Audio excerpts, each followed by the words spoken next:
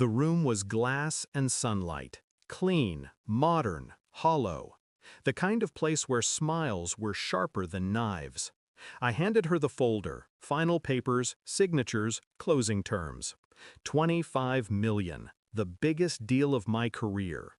She looked at me from across the table, pen tapping against the edge. My wife, my boss, my betrayer. "Congratulations," she said smoothly, eyes glinting. "You pulled it off." I smiled, tried to mean it. "Can't wait for my commission." She laughed, light, effortless. "Commission? Oh no, I gave it to Matt." For a moment I thought I misheard. The room went silent except for the hum of the city below. "Matt?" I repeated. She nodded. "He's been helping behind the scenes. You wouldn't have closed without him." Across the room, Matt grinned. His tie loosened, arrogance leaking through. "Forgot to mention it," he said. I looked at him, then at her, both watching me, one testing, the other enjoying the reaction. I didn't give them one. I just smiled, slow and hollow. That afternoon, I cleared my desk. And what I did afterward, nobody saw coming. It wasn't just about money. It never is. It was the look she gave me, dismissive, practiced, like I was an employee, not a husband, like I'd been demoted in her life long before I was demoted in her company. The whispers in the office made sense now. Late nights, closed doors, work dinners. I remembered the first time she hired him. She said she needed fresh energy. Now I realized what kind of energy she meant.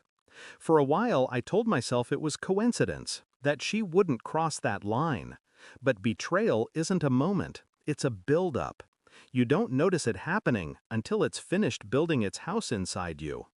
When HR confirmed the commission was processed under his name, I thanked them, smiled, then deleted her contact from my phone. Not out of rage, out of preparation. I didn't confront her, I observed. Routine became data. Patterns became proof. She stayed late every Thursday. Matt stayed too. Her car left the office lot at midnight. His 3 minutes later. Same route, same destination. I didn't need to follow. I already knew. Instead, I focused on the company, our company. I still had access. I still had leverage. Emails, financial records, private transfers.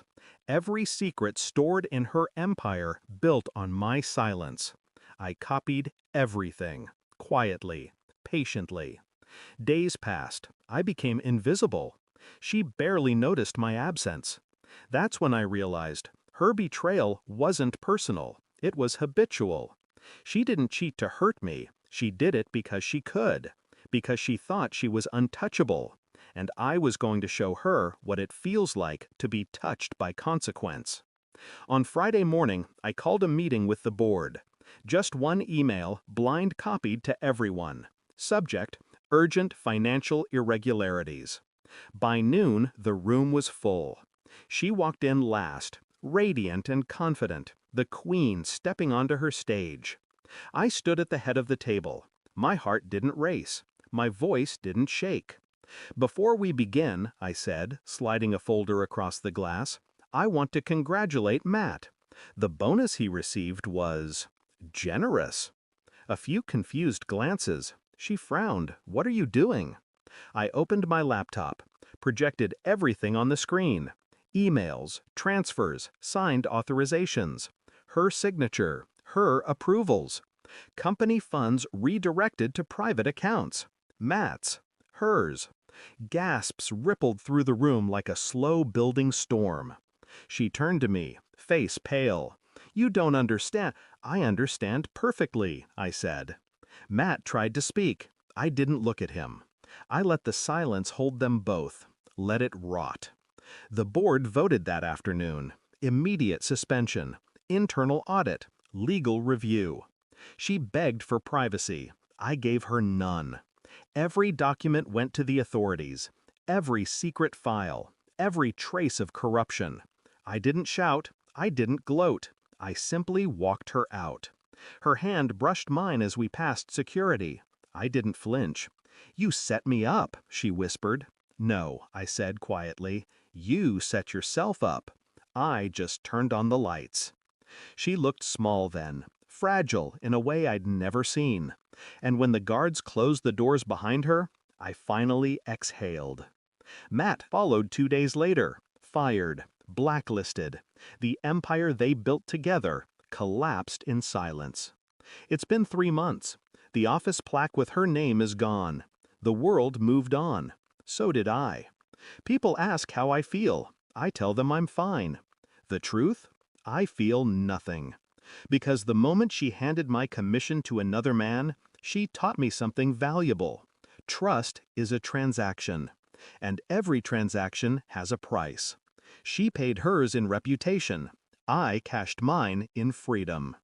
Sometimes, late at night, I think about that day. Her laughter, his grin. It used to burn. Now it amuses me. Because they thought betrayal was power. But real power is silence. And I've never been quieter. Thanks for watching. Don't forget to like, share, and comment. Subscribe now to Cheating Stories Insight World for more amazing stories.